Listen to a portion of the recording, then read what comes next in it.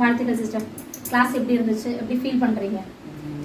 Class ஆக்சுவலாக வந்துட்டு ரொம்ப அருமையாக இருந்துச்சு. ரொம்ப நல்ல மனசு ஆக்சுவலாக இவங்களுக்கு. இவங்க மாதிரி ஒரு டீச்சரை பார்க்கறதே கஷ்டம். ஏன்னா வந்துட்டு ஆக்சுவலாக வந்து உண்மையாகவே வந்து எல்லாரும் நல்லா வரணும்னு நினச்சி ஒரு கிளாஸ் எடுக்கிறாங்க. Beyond the money.